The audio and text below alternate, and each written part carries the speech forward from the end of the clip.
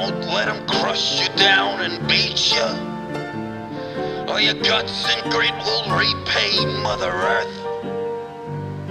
Now you gotta keep on swinging, kicking and bell ringing, and living at the end of the world. It's always worth the fight if you keep smiling. You win the day with your notes from the end of the world. It's going to be interesting. Righto, well, welcome back to Notes from the End of the World, presented by Patagonia and the Roaring Journals. Fantastic media site. What? Not media. I don't know what you'd call it. It's a story. It's a storytelling portal. It is. Into epic stuff that's going on. Check it out. But episode 2, mate, who would have thought we ever get this far? How good, well, it took us a while to get here. It did. We got here after about 6 weeks. It did. Vaughan Blakey, Sean Doherty, and a very special guest today, a surfer, activist, creative powerhouse, all-round legend joining us, Belinda Baggs. G'day, Belinda. Hello, how you going? So nice to have you on Ain't That Swell after all these years. Thank you. It's been lots of years of listening, so stoked. Is this been his Sorry debut? for all the content. Has this been his debut? Yeah, mate. Yeah. With the Swellians. We've actually talked about it a couple of times when we've bumped each other, but long overdue. Thanks so much for coming on. Stoked to be here. And Notes from the End of the World, Shauno, it's basically our opportunity to sort of like turn the dial on attitudes towards activism, getting involved, like making some positive changes out there, and finding a space where you're excited about it and like interested in making a change. Bit of surf, bit of enviro, not getting too pretentious, preachy, weird about it. No, keeping it fun. That's it. I think is the goal. Yeah. And it actually, after talking to Rasta in episode 1, like, it is fun. Like, there's a lot of fun to be had in making some positive change. So that's why we're here. But Belinda, we've never had you on before. So how's life? I know you just had a bubby a while ago, and you've been sort of up to your neck in creative projects. You've got a film coming out. Yeah. What's been happening? Lots of big changes. I recently moved about 8 months ago from Torquay. Up here on Yagle country to just south of Yamba, which is beautiful, spending lots of time with family, have a new baby, she's 5 months old now, Naya, so lots of, lifestyle changes, and in the mix of all that, a friend made a little film just about my, surfing and activism story, and we're going to start screening it pretty soon in a couple of different locations, some fun nights. Cool. The film's called Belinda, so that's going to be nice and easy to find. Yeah, after a lot of debate from me wanting to call it something else, I got X'd out of the name-making decision process. Yeah. Cool. And just like with the film and stuff, was it nice to, after making the move, like, because they're big life changes, having a baby and then making a big move, but like being able to flex a bit of creative muscle and make something that, I don't know, taps back into that world outside of just the constant needs of a new child. Yeah, must have felt good. As rewarding as motherhood is, it definitely becomes repetitive. So it's been nice to be able to sink my teeth back into, reality, you could say, and society in a lot of ways. And I luckily, for the most part, just got to surf in the film, which was great. So good. And didn't have to do too much of the heavy lifting and the hard work. So very thankful for that. Great. How's the transition north, Bindi? Nice to get out of steamers. It is so good to not be in booties and a hood. Like, you have no idea. And I grew up in Newcastle, so I am more used to this temperature. But there's many days that we go to the beach and I'm like, it's crap, but I'm going surfing anyway because I don't have to put on a 4-3. You don't walk away from surfs here. No, you don't. I found when I was in Torquay, because I've kind of bumped north as well, you drive away from a lot of surfs. If it's like you're looking at it going, you're looking for reasons not to go. If it's August and September down there and it's southwest, you're going, well, no. And if you've got time constraints, you're like, well, it's 15 minutes to put my wetsuit on. It's 15 minutes to take my wetsuit off. So I've only got half an hour to surf. Is it really worth it? Whereas up here, you just jump in. 4 waves done. Yeah. Yeah, it can be quick. I heard this winter just gone was a particularly bitey one, like real cold. For a couple of weeks up Yikes. here. Oh, yeah, not all up here. Jeez. It's hard for a Victorian to take a New South Wales person seriously when they say it's cold. Yeah, I know. 100%. True. Yeah. Paddling out in your vest, like, oh, I'm chilly. A bit of wind chill around. Yeah, no, I heard Vico was 9 degrees at a certain point. It's actually not a bad winter not to be. The past couple of weeks, probably not so much. They had, but I think Oh, it the was whole pumping, winter, the whole of winter, they kind of didn't have one Yeah. for surf anyway. That what's the Bells comp that the Torquay crew? Hell's Bells. Yeah, that looked insane. That they looked so scored. good. Yeah. Shout out to the Bells team, all the crew down there. Wadawurrung. Love that joint. Surfers for Climate. You've been a founder of that and an active member for a long, long time. How's that going? And yeah, it's been incredible, really, just how much influence and effect you guys have had in such a short time. Yeah, I think, when I started Surfers for Climate with Johnny Abeg, big shout out to Johnny, who's also Johnny. an absolute legend and fellow goofy footer. There was a lot of energy already created from, I guess, the Fight for the Bite was the main thing that was going on at the time, and so many amazing orgs like Surfrider and Wilderness Society that were getting involved in Fight for the Bite. So that energy sort of already existed, but I was like, okay, oil rig, huge problem for our coast, has to be stopped, but climate change is up there as well, and like nobody's talking about this at the time, and so that's sort of why we founded it, is to sort of keep that energy going, keep that, positive will to want to protect our coastlines and transform that into climate action. And that was, around 2019 that we sort of started forming Surfers for Climate, and it's come leaps and bounds since then. And it's been nice to be able to get that off and going, but also take a little bit of a step back. And now I'm still a board member and very active with what's going on with Surfers for Climate, but thankfully I'm not behind the computer running the day-to-day at the moment. No, you've got a good team in there. Obviously, deal with quite a few. Like, there's a great event that you guys have got coming up in November, which is top secret, but Goons of Doom might be involved, Shauno. So, Whoop, watch drop the something, Surfers for Shauno. Climate wheels fall off the second week at the stage. But what I was going to say is, things like oil rigs and, the tangible, visible things that you can really... It's easy to get behind that fight.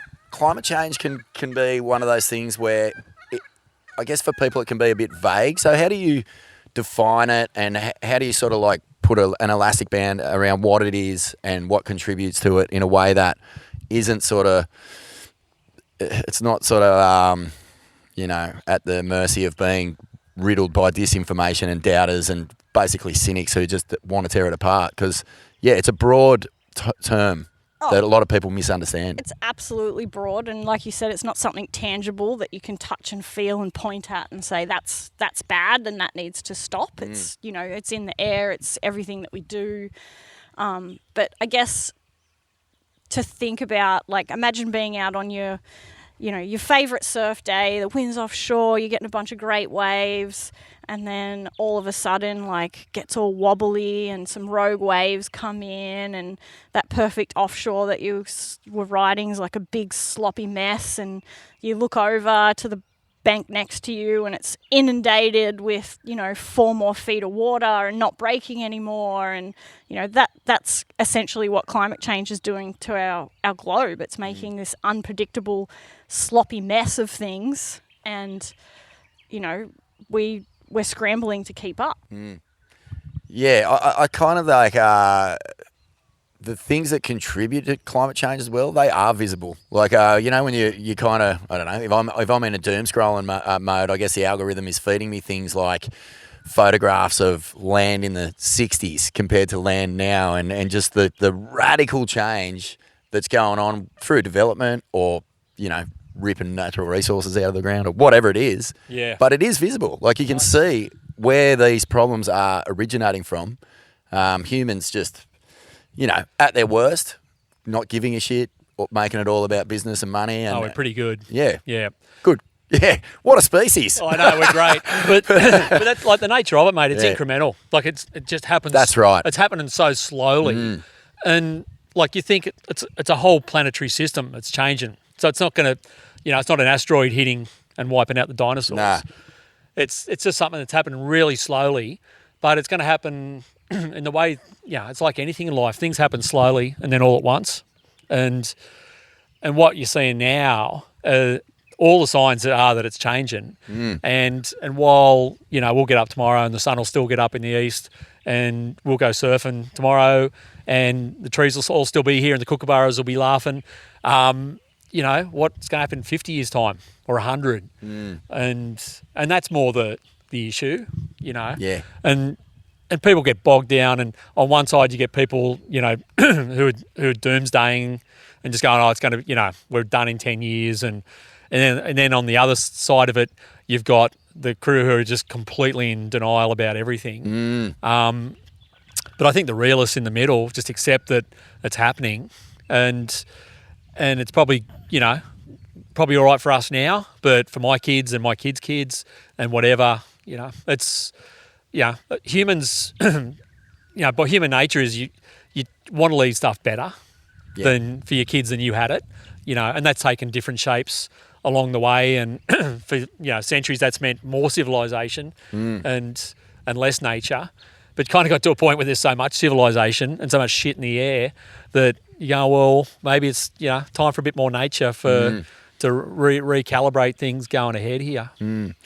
Your journey into this space has come from, like wanting to be engaged and activated through things like Fight for the Bite, stuff like that. But when did it first start to occur to you that like you wanted to get involved in this sort of fight for a better future? Well, I think it's probably been a bit of a slow burn like climate change has. I have always noticed things occurring, on the shorelines, like whether that be picking up rubbish and then, small changes, especially recently in local ecology below my boards, like, going and surfing a reef that was once, a couple of years ago was thriving and now it's all bleached and it's dead. Or seeing rocks exposed on the shoreline of the beach I grew up on that I have never seen, my dad's never seen, and all of a sudden there's a problem of, pretty chronic coastal erosion that's happening along the coast of at least the East Coast for sure. And then what really hit home though was, I think as Shauno mentioned, having kids, is that I was also, as a mum, breastfeeding my son Rayson and doomsday scrolling and going, holy shit, like these climate predictions are scary. Yeah. And some of these are going to happen in his lifetime. And sort of, I guess that was a bit of my call to action, realising what sort of future am I painting for my son? Like what sort of future are we leaving for the next generation? And then seeing some of those come to light with the Black Summer fires, with the floods that, hit Lismore in 2022. Like, it's scary, and they're just going to get worse and worse and worse. Yeah, it's like I say, these are the visible examples of, or the experience examples as well, like those fires and those things, people are going to say, like, those fires have always happened. These floods, they're always part of it. Like it's part of it. But I saw a photo of Snapper, for example, right? And the natural flow of sand from the 70s. This is like yesterday. And what it looks like now from the top. And, that sort of man-made influence. Yeah, sure, giving us this, where Snapper Rocks used to be, that was never really a great wave until they started cranking the sand out. But the effect that has on the entire coast and the sand movement, and then likewise at Uluwatu. Yeah. Someone put up a photo of that the other day, and I swear to God, there's white sand along the edge of the entire cliff. That isn't there anymore. That's not there anymore. Yeah. And we've all seen the absolute disaster playing out over there at the moment. But yeah, so that, there's plenty of signs. How do you convince people who are, in that camp of going, mate, this is always the way it's been? Like, don't think that natural disasters are our fault. Like, this is just nature doing its thing. Yeah, what do you say to that? Like, how do you combat that in a way that cuts through? Because I feel like a lot of people just seem to have their minds made up, whether that's from their parents or, the disinformation. You know what I mean? It's like voting. in Vote elections. like your parents vote. Yeah, you don't really take the time out to go, oh, I better learn what these policies are. You just go, oh, bloody Liberals are like this, or Labor's like that, or the Greens are all bloody crazy. How do you educate someone who is stubborn in that way? Oh, Bindi, it's a doozy. You want this one first, or you want me to take Well, it? you're the one sharing the message. It's It's interesting. I guess there's always science to lean back on, as boring as that is, and you don't want to be like spurting out facts because they're really not that fun, and they're quite depressing at the moment as well. But there is always science to lean back on. I mean, never before in history has the Earth warmed this quickly, and that's a fact. That's factual evidence. Yeah. So I mean, there's always that, but it's to, I guess, relay things in everyday terms. Like I was saying, you know, like you're out surfing and all of a sudden the coral beneath you is all white. You know, the changes in local ecology and seaweeds are changing. So sort of just talking about your daily experiences and how things have changed and that what we're noticing versus, you know, pointing out and spurting out a bunch of scientific numbers and figures. Yeah. I like it. That whole conversation's evolved as well. And it's like, it's a mess. Like, to be honest, it's a shit fight. And it's not as bad as it was. Not as bad as it was. But you've even found that the crew, the hardcore denial crew who are going, well, this just isn't happening. This is weather, you know. This Sky News, basically. Yeah, which even that's kind of slowed. Yeah. You know, and it's like, it's not even going, well, this isn't happening. They're going, there's an acceptance that they're going, well, okay, well, fair enough, it is happening. But then you actually, it's more they're attacking the solutions that are coming forward to deal with it, which is, you know, renewable energy. And so that becomes the conversation more about it. And so all the toxic shit fight that was more on climate and is it actually happening and what's going on. And I think even the hardcore crew have gone, well, okay, there's something going on. And like you said, Vorno, they'll go back, you know, but it's always changed. And, you know, if you want to build a wind farm out here or whatever, it's like, you know, it causes more damage than, or a coal-fired power station, which is completely fucking wrong. But that's become the forum for the argument now. And, like, there's a disconnect between sort of like the localised version of these discussions and the bigger conversation, because the bigger conversation, which is usually through mainstream media, is agenda driven. So it's in their interest to create that like discourse where there's two radical sides opposing each other rather than having an open conversation that educates and then therefore leads to a better result. Yeah, outrage is a business model. Yeah, you know, of course. And having polarising and having two crew going back and forwards, you know, it's a social media business model. It's a mainstream media business model. And that's inherent to it. It's a corporate business model because you're dealing with people who don't want to lose any profit from their sort of KPIs or end of year targets or whatever for the shareholders. But when we take it back, like Dave said last week or last episode, Shauno, to localising it, like that's where you guys can really see people's brains ticking over that something legitimate is happening. You know, through the events that you've run and the things that you've done with Surfers for Climate, it must be pretty satisfying when you get into a town hall and you see people connecting with what you're saying and feeling that need to become involved. Absolutely, and that's where it's at, is, you know, connecting with your local community and bringing things back away from the power of the corporations, where we need to sort of get together and really engage and do what we can. Like, it seems like in a lot of particularly regional communities, people have this, I don't know, love affair with fossil fuels. Like, you know, can't get off the fossil fuels, can't drive an EV, can't do this, can't do that, can't put in wind farms, when really every time we go to the petrol station, we're giving money to, you know, it's shipping straight overseas and it makes no sense. Whereas if we put more into these major renewable energy projects, it's keeping money in our back pockets and helping our communities thrive. And, you know, there's a lot of ways we can all engage. Like, localism's one of them, and I don't mean that in a "don't surf my break" type of localism. I mean it in more like localization. That's right. Yeah. Where we do live within our community, we grow our own food, we keep that money, within the range of our local towns, and sort of help us all to survive and thrive. But at the end of the day, we've still got to look at these fossil fuel majors and how we can stop that. And the quickest way to stop that's going to be through politics. Yep. No matter which way you look at it, no matter how you vote, like every politician has the power to be a climate champion. Yep. So if you're hell-bent on voting Liberal and you're not going to change, go and talk to your politicians about ways that you can change. Go and join the party. Like, let's get involved, because it's going to take every single one of us, to make a difference.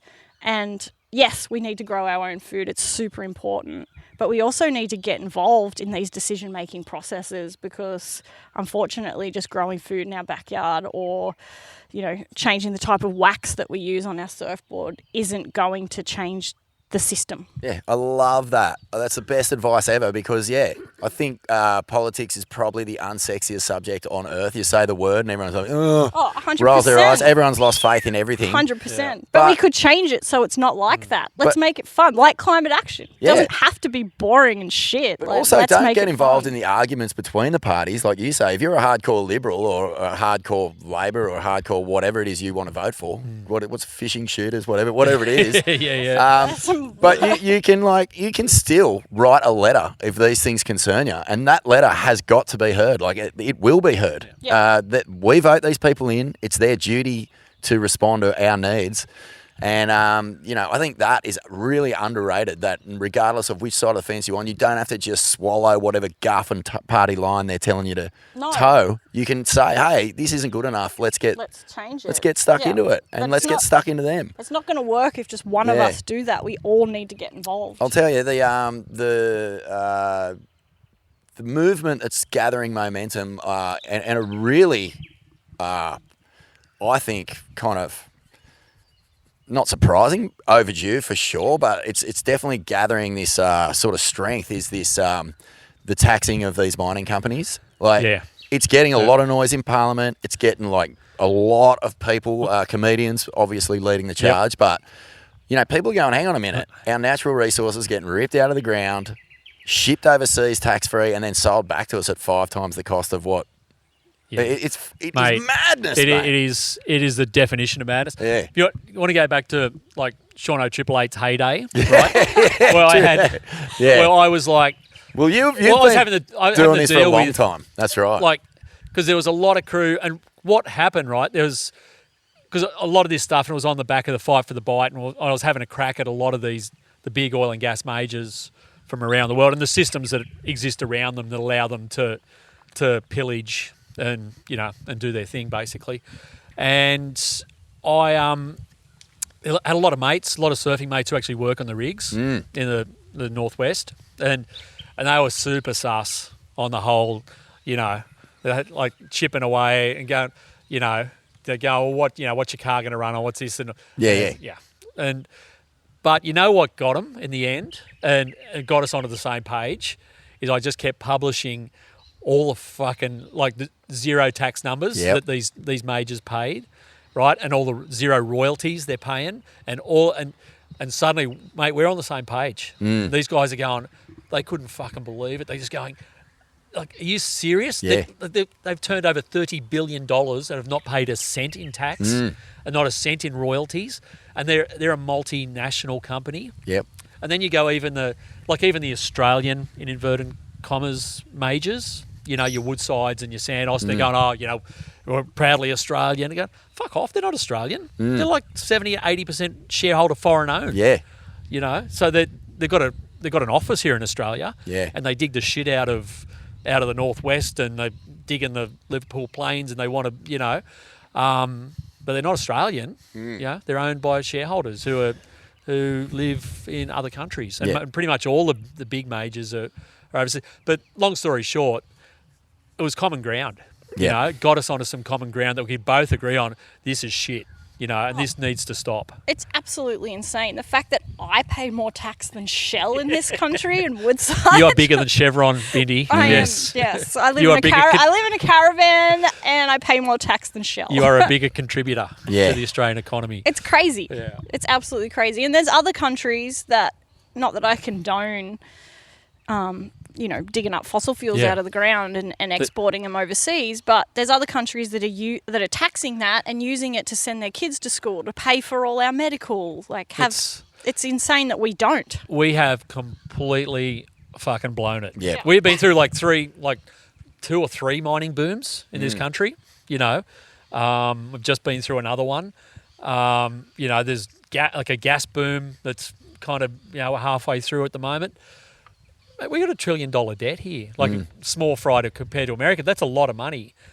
All that money we've made, none of it, we're in debt. The nation is in debt. Yeah. We've completely blown it. Going back to Howard onwards, they've all just laid down and let the fossil fuel companies just set up their own programs here. They dictate policy, how it's going to be, and we've with this giant fucking first world quarry. It's as you said, Mindy, madness. Yeah. Absolutely. But people are becoming wise to that. And there is, a groundswell that feels exciting. It really does. It feels like people are going, hang on a minute, this can't last. I don't know how they go about sort of re-engineering policies so that gets done. But surely, Rudd tried to do it and got knifed, obviously, and set off a domino effect of just end up with Gina gormless, Reinhardt. shameless kooks who just had no backbone. But, it feels like a reckoning is coming for that industry at some point. If we can keep the fight going and be psyched on it. With the political tipping point is the next election, right? At the last election, you ended up with what became this group of independents became known as the Teals. Yeah. Basically a whole bunch of kind of educated women in the cities who just had enough of all this stuff we're talking about. They're seeing it plainly, and their constituents see it plainly, and they all got voted in the back of it. So they've got the foot down for climate action now. Yeah. And it's to the point, and like you said with politics, and people don't want to engage because it's back and forwards, it's Liberal and Labor, and that's your choice. Well, it's not really, and the last election showed that if you want stuff done properly, local representation that actually with an eye to the future, not an eye to the next election, the next political cycle, fuck the majors off. If you've got a good independent in your area, and they want climate action, the thing is it's hard for them to do it if they don't have the numbers in Parliament. But the tipping point, the next election potentially, is you get another 3 or 4 into the Australian Parliament, voted another 3 or 4 independents, and suddenly you won't have a majority Labor government or you won't have a majority Liberal government. It's likely probably to be a minority Labor government, but to form government, they're going to need the votes of those independents. So those independents then will be going, right, you guys, all this bullshit, you came in at the last election, said, you're going to slow this, you're going to do this, you're going to, fix the environment, you're going to do this, and all you've done is just supercharge the gas industry again. So that stops It's right been now. pretty disappointing, If you want our vote, right, that stops right now. Yeah. So next election, which is next year, it's coming, it's just around the corner. Yeah, I mean, wow. One of the biggest challenges leading into elections, obviously, is the noise, that's created. You mentioned science, but, science, if you're not sourcing it from the right space, can just be completely just moved around to be whatever people want it to be. And actually, you don't even need science. You just need to pretend that you've done the science. And a Russian bot to make some science Yeah. It's wild. So, where can people find information that is going to really, truly inform them? Because, you guys, obviously, Shauna, you're constantly sharing stuff. Surface Climate are messaging this stuff to try and, instigate true knowledge, not just whatever you're fed by an algorithm that feeds, generally is specifically designed to appeal to your sense of doubt. If you've got one skerrick of doubt in you, that algorithm will pinpoint that and just feed you with the misinformation. That's just everyone knows that. as propaganda gone mad in its newest form. So, yeah, where do people go to and how do they find the information that they need so that when they do go to a polling booth, they know what they're going to do? That's yours, Bindi. Yeah, well, I mean, if you want to find factual information, it would be looking at a lot of the amazing organisations that are out there working on it. The Climate Council of Australia really throws out a bunch of amazing facts and figures, and like Surfers for Climate kind of lean on the Climate Council for a lot of that science, and then sort of twist it into surfing terms. So it's not so dry and boring, but I'd say looking up the Climate Council is a great one, first and foremost. But before you vote, you need to look at the policies of who you're voting for as well, and that's all published. That's all all out there for people to see. But I would just get out in nature too. Get off the device and get out there and actually experience these things. Stop looking at your phone and go for a bushwalk, go for a scuba dive. Go and look at these things firsthand, because there's nothing more powerful than experiencing it for yourself. Yeah. Oh, mate, it's an information swamp out there, and it's designed to be that. It's designed just to get you lost in there. And to keep you lost, basically, and keep you arguing with each other.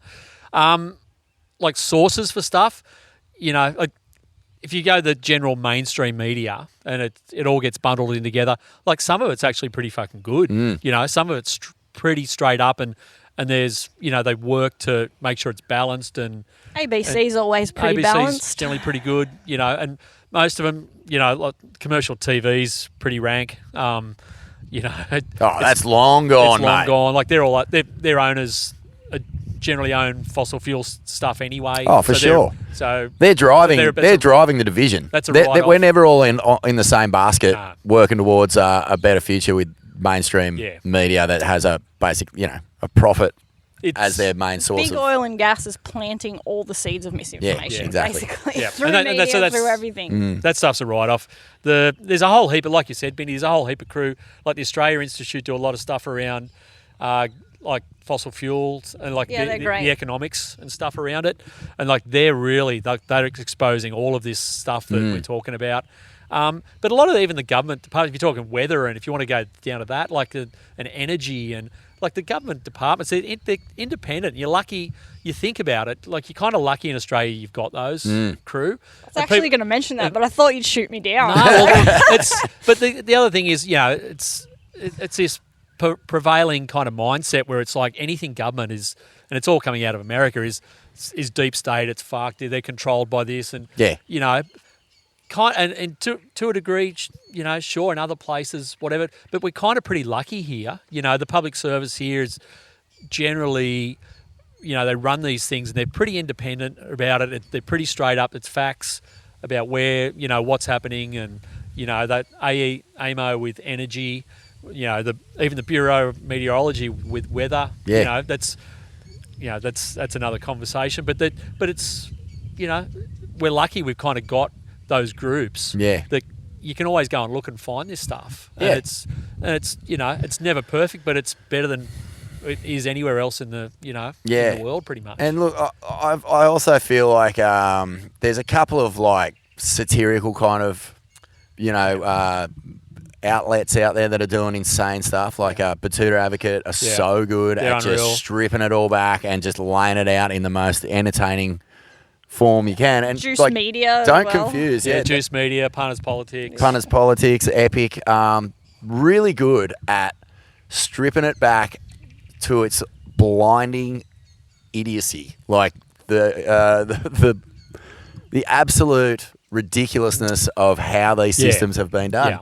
It's also worth mentioning, and you brought this up before, Sean, Smithy mentions this all the time as well, that, man, the crew who are working in these industries, they're going to be just as disappointed and fucking angry about the cost of living crisis that they're having to deal with because of these systems that are in place. And filling up your car with petrol is an unavoidable construct of this world that we're living in. We didn't design it, but we can change it. So that argument of all right, well, fucking, your car runs on petrol. What are you going to fill it with? I don't know.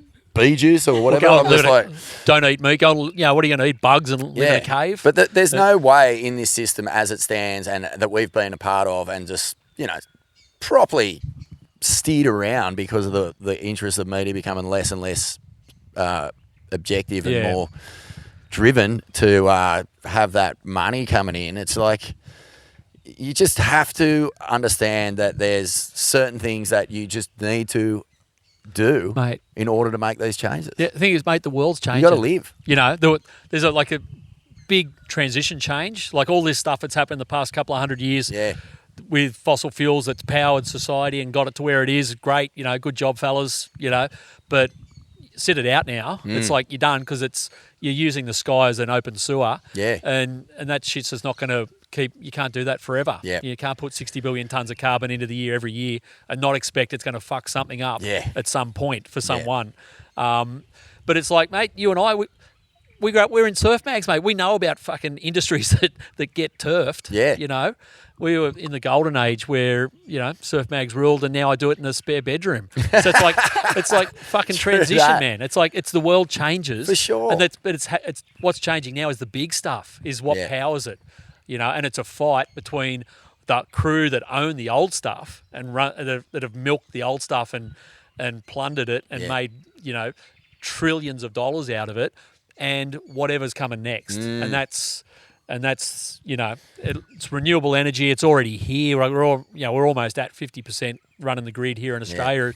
So the transition's already happened, mate. And you look around and I don't see zombies running around here, and it's all happened, and it's just quietly happened, and it's pretty good, and it's not pumping as much shit into the air, and life rolls on. It's just it's change.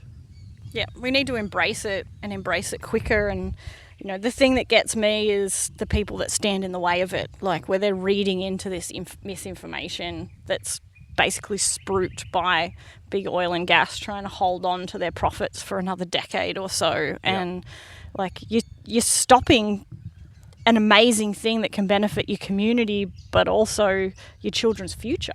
Like every fraction of a degree matters at this point. It's so shameless, the propaganda these crew come up. Imagine they spent that much energy just dive bombing adaptation into the new technology that can create power without fucking a single bit of effluent or pollution in the sky. Well, there's been the fossil fuel companies have known for 50 or 60 years, but this is happening. But what they do is causing this, and at some point it's really going to get bad. And they've run a campaign for that whole time to put a smoke screen around it and convince people and brainwash people that it's actually in their best interest to stay on their dirty shit. Hilarious. And it's like, mate, I love this one, is that mate, if after all of that, if 99% of the world's scientists are wrong and climate change is actually false, and who wouldn't want an energy system that doesn't pollute, that's essentially free once you build it, so you can breathe better, and brings money and jobs back into our communities. It brings money and isn't owned by Saudi Arabia and huge hedge funds companies from around the world.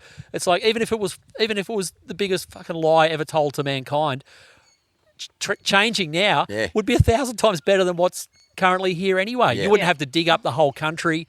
The clean energy uses 1/500th of the mining that's required for fossil energy. You don't have because that's another argument you hear. The mining for the batteries, the mining for the cells. There's all sorts of shit going.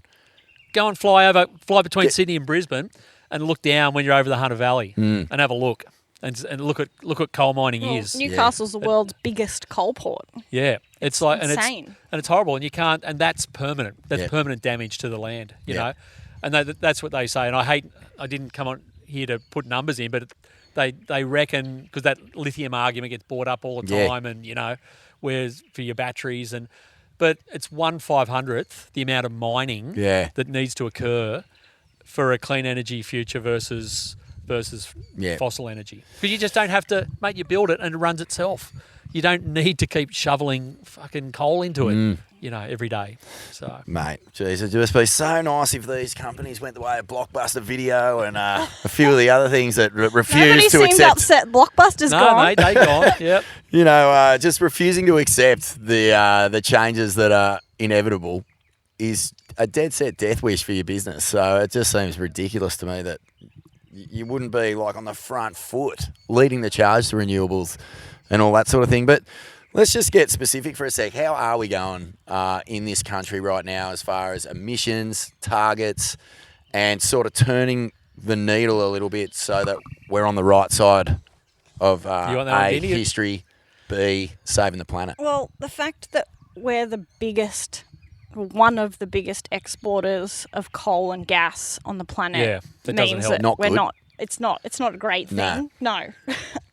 We have made leaps and bounds domestically with our renewable energy for sure. Like Sean mentioned, we're almost at 50%, and that differs across states. Like, I think 50% of Queensland households have solar on their rooftops now, which Yeah. is absolutely insane. That's great. Victoria's leading the charge on getting houses off gas by, putting in incentives to electrify, which is also another fantastic thing. Like New South Wales has a lot of, offshore wind farms that are slated, which is also a great thing to help us transition quicker. But we're still lagging. Yeah. We need to go quicker. We need to move quicker, and we need to look at our exports, and that needs to stop first and foremost. Yeah. Labor's got a target of, they want 43% by 2030. But and they go, oh, we're on target for it. But then you look at it, and the way they actually create the number is there's actually this number called around land use, that if you don't clear land, they get a credit for it. That's right. Right. Yeah. So the credit system is the offset. So basically, but if you actually a go, joke. what's being emitted in Australia, we will be net zero. They want us, we'll be net zero by the year at the current trajectory about 2300. Our emissions are actually going nowhere. Yeah, right. So, and that only includes that doesn't include, as Bindi said, all the shit we're exporting to the rest of the And world. we don't take any responsibility or factor in anything that comes out of our earth and then gets burned up somewhere else. If it ends up in a ship and goes, that's someone whoever else's. burns it gets the emissions. Yeah. So and that's what they say. Like, that's the other common argument. They go, well, Australia's only 1% of emissions, and if we stopped all fossil fuels tomorrow, it wouldn't matter because China's doing this shit. And on the same note, though, but if you actually include all the stuff we're digging out and sending to everyone else, that's 5%. So that's actually a pretty decent number. Absolutely. And China installed more renewable energy last year than Australia ever has on our entire grid. Yep. So even though, yes, they're still big polluters, they're steaming ahead like a bullet train, and we're still left on the tracks waiting for the steam engine. Yeah, true. Yeah. What about like a little closer to home? Things like, I don't know, these wind farms, for example, are causing a lot of,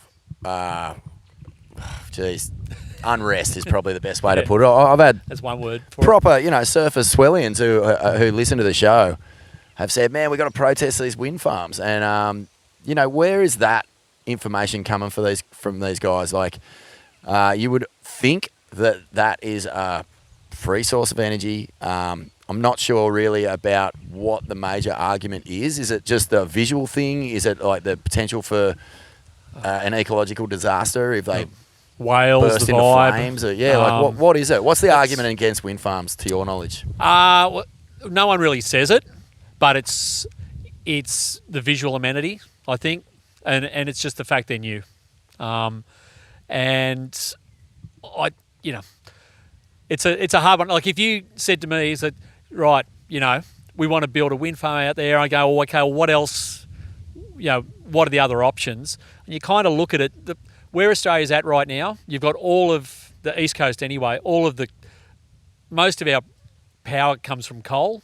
That's not going to be here in 5 years. It's already most of it's phased out already. So all of that's got to get replaced if you want the lights to turn on. So you're going to have to build something. The previous government had 10 years to build something. They didn't build a single thing in 10 years. So you've ended up with this crunch now that you've got to build something somewhere, otherwise you're going to have no fucking electricity. And so that falls now on the Labor government. So they've had to go, right, okay, it's going to be renewables. We're going hard at it, which I take my hat off to them for doing it, because it's going to be hard, because you're going to have to argue with people with $1 million coastal properties, saying, oh, you're going to see, I don't want these things on the horizon. They're going to be so small on the horizon, though. Well, in most places you won't see them. No, you probably won't see them. They're too far out. And the two big cities, the two cities they're actually off, Newcastle and Wollongong, mate, you go any day there, and there's 20 coal freighters sitting on that horizon. You won't even see the wind farms, because the coal freighters block the horizon anyway. Yeah, so so there's no, to your knowledge, like ecological disaster waiting to happen if we put in wind farms offshore. No, there's all the whale bullshit is bullshit. Right. That's all made up. None of it's factual, and I mean, from what I've been told, is a lot of all this misinformation's been planted and spruiked by big oil and gas, who don't want to lose out and want things to slow and not transition as quickly as they can. And like you said, people don't want to see it, but the reality is you're probably not going to see it. And yes, there probably are some areas where it will have a minor ecological impact, but they're very minimal in compared to what climate change is going to have if we keep pumping out fossil fuels into the air. Yeah, and now there's places you don't want wind farms, 100%. Yeah. Like the Robben Island thing in Tasmania. No way. It's like this. It's a crucial bird habitat. Yeah. And they're making energy to send to the mainland. Like, there's no way you'd want that there. No. It's a joke. So there's, it's like anything. there's good and bad places to put it. Yeah. And just got to be smart about where to put it. Like, put it in responsible areas, that are going to cause little harm to nature. Yeah. And you're damned if you do. If you're damned if you don't. You put it out, 20, 30 k's offshore, and it's the whales. You put it 20 k's inland, and it's farmland and birds, and it's not even, if you're worried about birds, don't own cats. Cats kill fucking and cars, cars and windows. Get rid of windows, get rid of cars. Because it's a fraction. Wind farms kill a fraction of a fraction of a fraction of any of those. Oh, so it's good to know, man. And what about the nuclear option? Because that's getting trundled out again. It's like. Mate, I've read up on this. Yeah. It's so ridiculously not worth it. The science behind it is 100% certain. I don't know where or how it became an option. What's the latest on the nuclear conversation? Surely we are fucking not even considering this. You want to have a crack, Mindy? Well, I mean, I know you'll have a lot more fun things to say on the topic than I do, but it's too expensive, it's too slow to start with, and too risky. We just had 2 earthquakes on one of the proposed sites, which is absolutely insane in itself, when we have the option of wind. Why would we go down that? And I mean, it's a bit of political ping pong, really. One party says this, the other party says that. And what we need is everybody to agree, get together, make a decision, and get on with the job. Yeah, it seems to me like things like nuclear, they get thrown out because they know no one really understands the science. No one's going to bother to learn. It comes across as a legitimate option, but we all know there's a waste factor that comes with nuclear energy that is terrifying. Mate. And in addition to that, they throw out these other terms like carbon capture, which is scientifically does not happen. Impossible to do. So I don't even know where they come up with that. And then the whole carbon credit system is just a way to greenwash fucking shit behaviour. Yeah. So we're kind of living in this age of, language being weaponised against really good solutions. And it just baffles me that nuclear is even a consideration or being used as any sort of legitimate form of energy option other than natural options. Yeah, all of madness. This stuff, it's just desperation, mate. From the you got to look like you're doing something, majors. right? Well, all it is it kicks the can down the road. They go, well, this is what we're going to build. It's going to take another 20 years. In the meantime, you're stuck with gas and coal. Yeah. You know, that's what it is. It's an Prolonging- it's a lifetime yeah. extension for gas and coal. So it's not even really a serious play, but it's, you know, yeah. I really shake my head, and it's fucking bad faith from politicians who argue this stuff. Like, nuclear's going backwards around the world. Yeah. It's been going backwards for a long time. There's actually only been like one power plant built in the last like 50 years. There's or some new something plants crazy. going in China. There's Yeah. some new ones in India. Oh, We've got okay, so there's new ones going on. There's new ones going on. Yeah, right. But capacity last year, but there's a whole heap going off as well, because it's a technology that kind of peaked in the 80s. You know, that's when it was, and for small countries that don't have renewables didn't exist, but you know, that don't have capacity to generate stuff, it was actually not a bad solution for the time, with all the dirtiness that comes with it. But it's been going backwards since the 90s as a share of global capacity. In the 90s, it was 17% of the world's electricity came from nuclear. Now it's 9%. And last year, the real number actually went backwards. So more stuff went offline than online. So it's fucking, it's going backwards. Yeah. Why would it peaked 30 years ago? It's dangerous. You know, and it's just, we've got a perfect solution here that's rolling itself out right now. It's just politics, mate. Yeah. It's bullshit. Bummer. Let's talk about surfers, our community, what we can do. Because like a lot of these conversations, they can feel, as we said in episode 1, Shauno, like a little bit beyond you. But we have an active community that engages with nature every single day. We deeply care about our beaches. We deeply care about the waves that break on them. We are passionate about the wildlife that we share this environment with. The surf industry itself obviously has a lot of chemical compounds and I guess sort of anti-environmental elements to it. Everything from travel, jet fuel and tourism right down to surfboards are still largely made out of these toxins. Yeah, where do we sort of sit with ourselves in terms of what we will accept and what we need to have the fun that we have and not affect the immediate environment? Like, how do you sort of sit with those sorts of, you know, conflicts? Yeah, I mean, I think there's only so much the individual can do, and I think it's absolutely essential that we start choosing better when there's options out there. Like, you know, go and grab an eco surfboard, like, and if you don't like the way that they're built, get one that's made strong. Like, I have a log right now that's made of petrochemicals, essentially, but I've owned it for 8 years and I still ride it. That's still my number one board. Yeah. I haven't got 50,000 boards in the interim. Yeah. Like, it's got a long lifespan. So choosing quality when there isn't another option is really important. And looking at, you know, other alternatives like Ulex wetsuits, you know, petroleum free. Like, great, let's get off this shit as soon as possible. Yeah. But, you know, with surfers, like, we come from all walks of life. Like, you'll be out in the lineup with someone who's couch surfing and doesn't have a job, another person who's a doctor, another person who's a school teacher, another person who is a politician. And so I think that there's a power in that, you know, and within this country, like, surfers do make up a big percentage of our population, particularly coastally, in regional areas. And so we need to get involved in the big decisions. Like, we need to step up. I know I mentioned this earlier, but we need to step up and get involved in those political decisions, or they're not going to happen fast enough. The whole idea of the carbon footprint, you know, like, essentially that was designed by the fossil fuel companies to put responsibility back onto the individual user. You know, so it's your fault you're filling up with petrol in your car.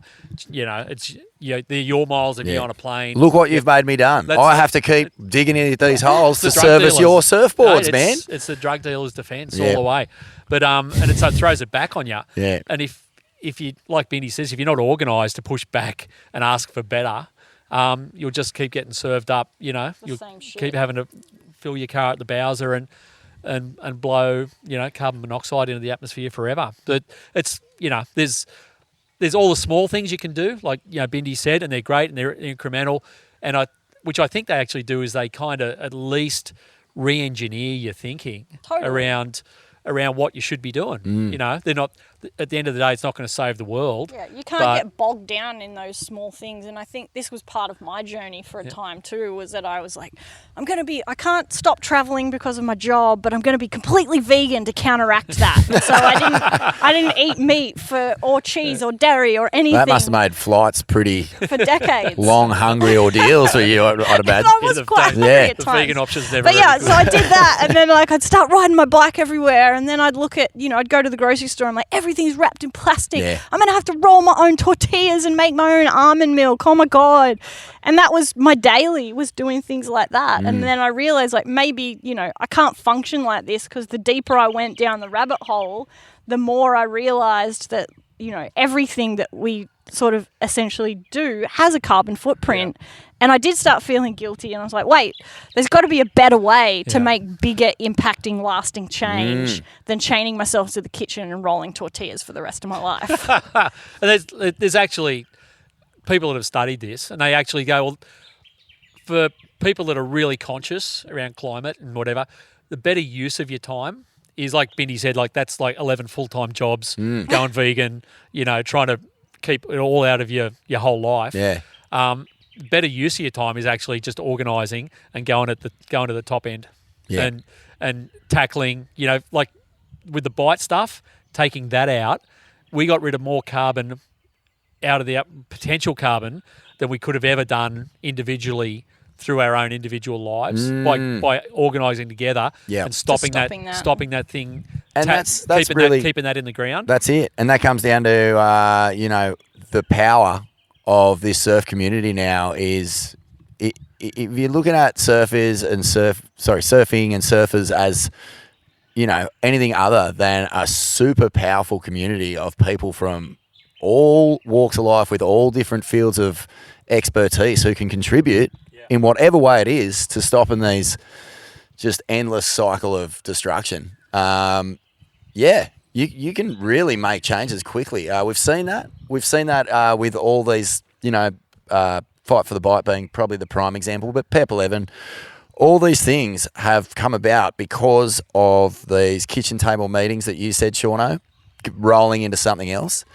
And that's why I think that, getting engaged with Surfers for Climate, with Surfrider Foundation, with whatever's going on in just your local board riders have these conversations going on. What's happening? Oh, there's this thing going in down the beach. Are we happy with this? Just those convos, man, they all lead to somewhere good if you're willing to actually engage. Being a little bit responsible for your own backyard too. If everybody took care of their patch, then, we hopefully wouldn't be in such a shit situation. Yeah, and you probably got a bit more clout than you reckon, too. Yeah. Surfers were pretty easily dismissed in the past. But like you said, Bindi, there's all sorts of people surfing these days that will actually probably jump in with you, and doctors and people from other walks of life, and a bit hard to dismiss surfers these days. Yeah, and in Australia in particular, because it's got that whole cultural cachet, the national identity is surfing. You know, so when all of those protests were happening on the beach, for a politician, that's fucking worst case scenario, because you can't. And double worst case scenario is those surfers have families on the beach, because there's nothing you can say that against them. You can't dismiss them. You can't, you can't white ant them and say, they're just feral scum or rent a crowd or whatever. They're the people that live there. You can't argue against it. And so there's probably a lot more power and clout politically than you probably reckon. I think we've PEP got. 11 was a really good example of kind of what we can do is... PEP 11, Petroleum Exploration Permit 11, 4,500 square kilometres of ocean that was slated to become, I guess, a big giant gas field off the coast between Sydney and Newcastle, one of the most populated stretches of coastline in our country.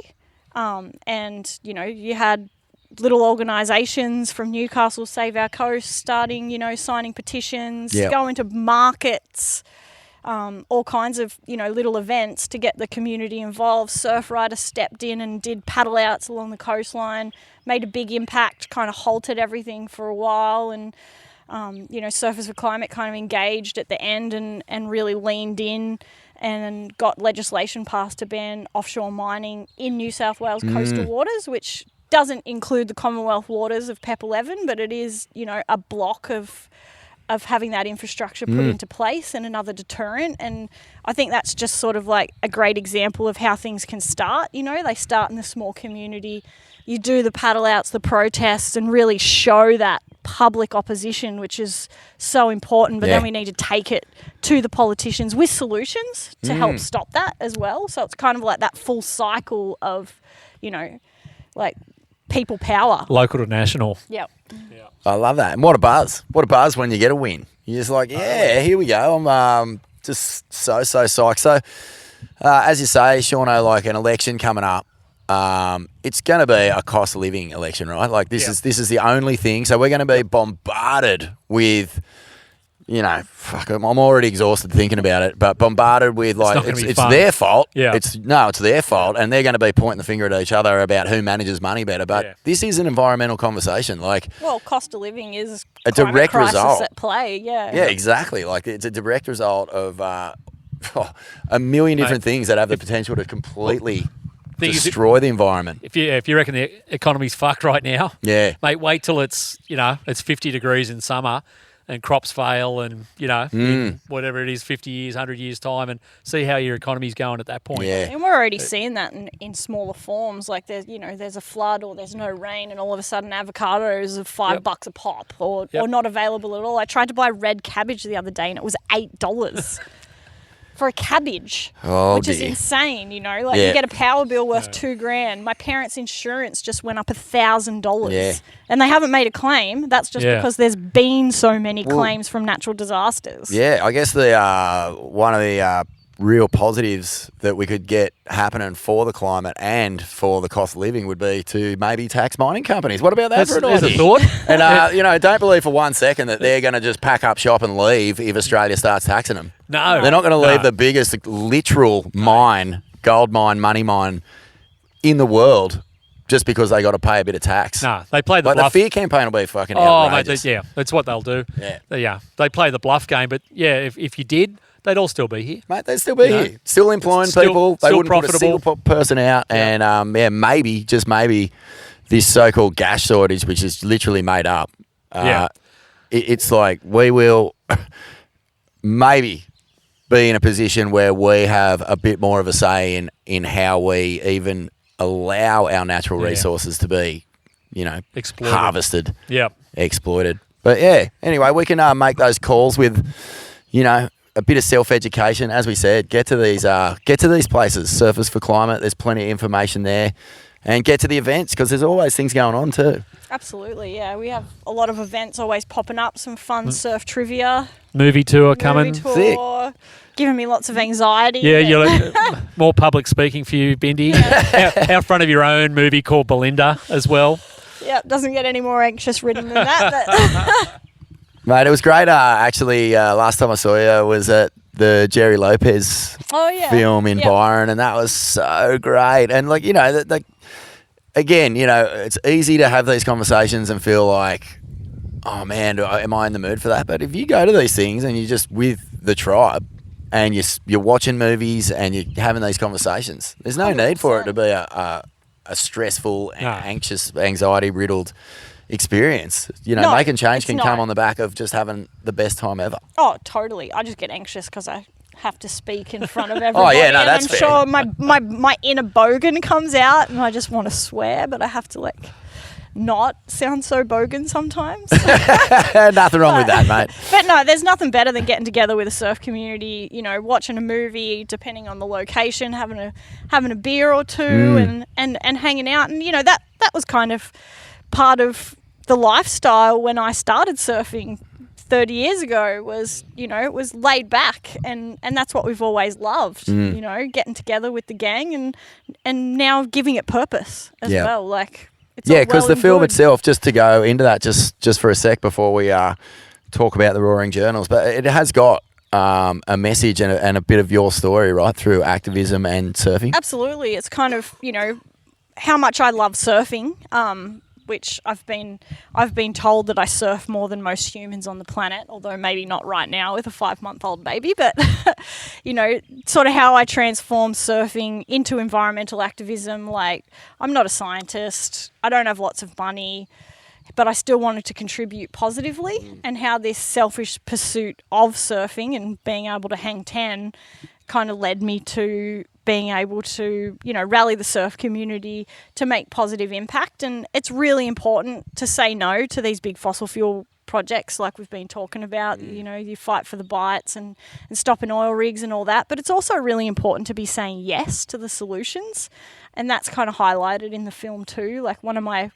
you know, there's such great solutions out there, like carbon sequestering seaweed with sea forest projects down in Tasmania, which is just so awesome, and wave swirl energy and other forms of renewable energy that are just so amazing, and that technology's brought us. And so to be able to embrace the positivity that comes along with that, you know, through technology and projects, but also just the powering community. Love that. Absolutely love that. Anything to add, Sean? Have you seen the film? Oh, I have.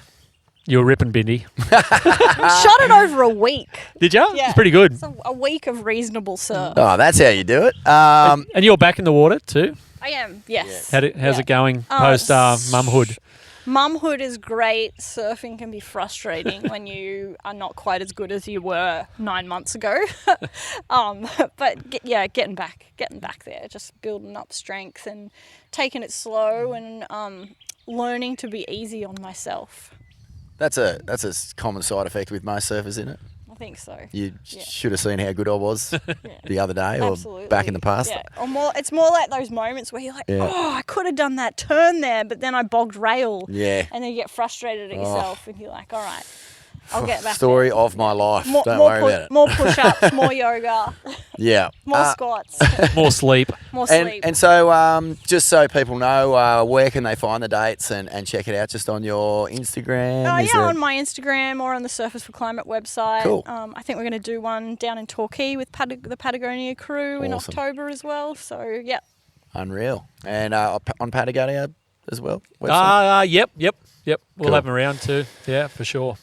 Thanks so much, you guys. Great chat. Love solution-based conversations. I love also just, you know, shining a light on, really obvious things, and just making sure we're all computing, that it's not just sort of drifting by in the doom scroll land. Yeah. Something really does stand out when it doesn't sit right. You know, you can get a feeling for it, but it's taking that next step and putting it into action that kind of matters. So, yeah, cool chat. Shauno, Mate. Roaring Journals, mate.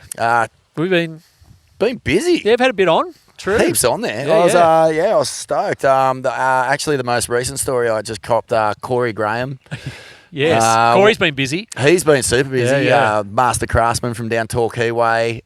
He's legendary. You know, you talk to anyone down there in those circles, everyone's had one. Yes, a Corey at some point. What's he up to? He's repurposing any sort of old surfboard or piece of foam or whatever. He's been ferreting around in dumpsters, mate.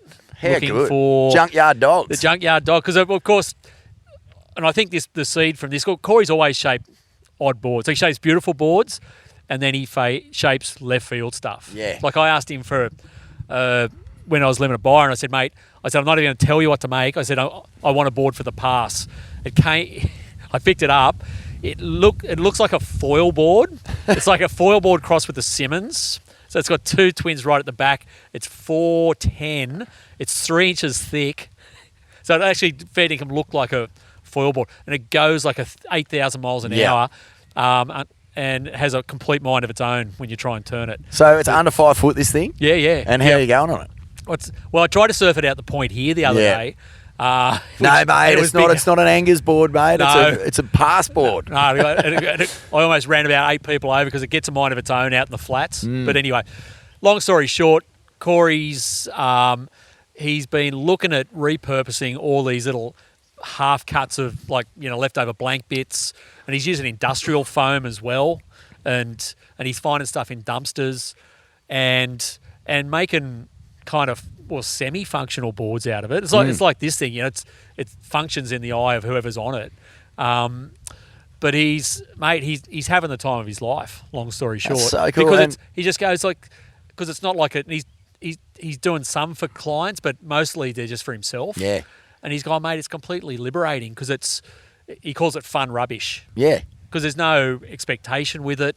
The 8 million crazy ideas that are in Corey's head at every moment of every day can come out and go somewhere. Yeah. You know, and some of them are fucking brilliant. Oh, mate. It's- Yeah, I mean, you only have to see the photos that are on the homepage of Roaring Journals just to appreciate that there's a lot of fun to be had there. Yeah. I just love the idea. I've done it myself where I snapped a Neil Purchase right above the single fin. Yep. And I just sawed the tail off, took it into Ganesh in Mona Vale there, and Give he me the planer. put a couple of keel fins on it, turned into a 4 foot. I think it was a 4 foot. Far out, 4'11", 20. Yeah. And it was like Pet Cemetery, mate. I went and buried it out in the bushes, and it came back, and it was like a totally different, creature. Yeah. Same board, different creature, a little bit evil. Sometimes But geez, it was fun to ride because you just adapt to whatever it wants to do. Like, you're not getting on it and going, hey, I want to rip and tear. You're going, how do I get this thing to work for me? Which is a really fun way to surf. Like, if you're not just 100% high performance driven. Yeah. You can find little sensations on those things that are insane. And in saying that, I'm really looking forward to Dave Rastovich has just done the electric surfboard experiment with Stab. Yeah. And his prerequisite for accepting it was that all the boards had to be made out of environmentally safe or... They all needed flax. Yeah. They Yeah. all needed to be made out of things that like, it could change the game. Like, I know that he scored. Yeah. Pump and surf. And so all these shapers have put their maddest ideas into these new materials. And, mate, I think it could be a bit of a game changer. Yeah, mate. He's the guy. Yeah. If anyone's going to popularise that whole idea of getting people who normally will just show up and grab something off the rack, grab a PU thing off the rack or whatever, encourage them to try and at least try something. Like, he's the guy. Yeah. And you're right, mate. He's had an absolute fucking mad autumn winter. He's That's cool. gone absolutely surf loony up here. Yeah. Steph and Tom Curran, I went away with them recently, and they were sharing this cork board that Steph got made. Forgive me, I can't remember the shape, or I'll find out. Drop it in a later ep. But it's so cool to see that, and it's awesome to see Corey getting stuck into that world, man. Yeah. Of just like any old rubbish. Junkyard dogs, man, they can be lovable, loyal pets if you rip them off that bit of wire they're tied to an old tow bar and take them home, give them a bit of love. Although, what's the Pet Cemetery line? That sometimes dead is better. Some of those boards. That's a great line. Some of those boards so might be good. better dead. But anyway, mate, hats off to Corey, mate. It's That's cool. There's never a dull moment with him around. Mate, another story that's on there is a couple of old neighbours of yours on this just epic global sojourn. Yes. What's the story there? 'Cause Mate, Ben and Laura over the back fence Yeah. in Pendle Court. They are just mad adventurers. They kind of just basically rented the house out, took off, I think January this year. They sailed down in, it was a 44-foot monohull yacht to Antarctica, which I didn't even think was possible. So wait, you can just get a boat and sail to Antarctica. That would never occur to me in my wildest nightmare. That did. Yeah, I had to ask. I had lots of questions when they kind of raised they were doing it. Yeah. But they went and did it. They got down there. I think they lost their lunch probably a bit on the way down, but they surfed, explored around. And it's only leg one. So because they sailed back. They went straight to Patagonia. They went in Chile for ages. They were in Lobos for heaps. They went to the Falkland Islands before that. Then to Peru. They're going on this world tour and they're going to bike ride. Ben's French, so they're going to bike ride from France. And Laura worked for a bike company, so they're going to push bike from France down to West Africa. And they're just, I don't know when they're coming home.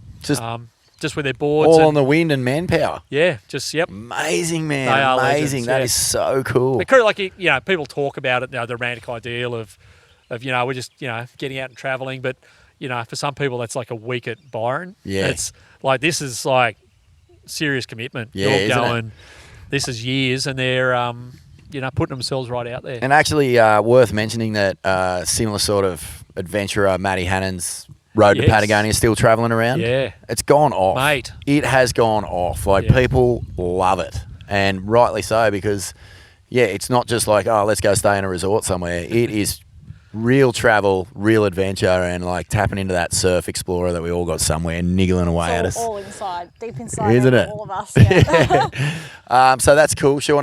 That's on Roaring Journals Roaring as well. Journals, Anything yep. else on there, mate? That's worth well, squizzing at. I mean, kind it's of all worth squizzing at, really. falls into a bit of this conversation that we're talking about today, but they're pushing for World Heritage listing in the Bight. Oh, wow. Talk about Fight for the Bight. So that was obviously when we're involved with that, and then the oil company took off, which was good news because it meant probably that there was never going to be oil and gas developed down there. But basically, the question was always going to be what happens next down there. Because if a company showed up tomorrow, they could have just gone back in, Yep. and you'd just be Start fighting the the same process fight again. again. Yeah. So this has been driven by the Wilderness Society in South Oz and Uncle Bunner and his crew down there in the Bight. And they've got it floated for World Heritage listing, which is already having the effect of locking it up. So it's locked out oil and gas already. But it would protect the place forever, really. Which, obviously, you guys have been down there, and is there any sort of like public sort of, I don't know, contribution there, like to get it World Heritage listed, or is that just there is a petition okay. that's going around now, so they'll take that to Canberra. Like, World Heritage listing, it's through the United Nations. It's a process. It takes years to make happen, but they're already a few years down the track with it now. Cool. And it's and if they were able to do it, like, you wouldn't have to, you're not going to have to do the Fight for the Bight too, as much fun as that would be. It means the whole place, and you guys have been down there. It's like, it's kind of magic. Feels like it's a bit of another world, but that's why it's magic. Yeah. So, and it's just a natural evolution of all this stuff. Like, you can sit around and put out spot fires forever and try and fight this thing here. It's like whack-a-mole. I'll come up somewhere else. But if you can actually do this, Protect them for good. protect it for good, it's a much better way of doing it. Unreal, mate. Well, look, Roaring Journals, it's live now. It's got a lot of great stuff on there. Yeah, there's some environmental news. There's a lot of cool adventurers and some really cool stories as well. Belinda, thanks so much for coming on. Thanks for the chat. It's been great to have a catch up, Yep. and best of luck with the film. Thank you. Look forward to coming to one of the showings and checking it out. Thanks. And Shauno, mate, look, best of luck to you too. I know you're a new dad, so you're on that grind as well. Oh, mate, it's been a long morning already, I'll tell you. You're about to get your baby back too. Yeah. Holiday's over. Yeah. Great to see you, mate. We'll see you on the next day. On your Vorno. Thanks.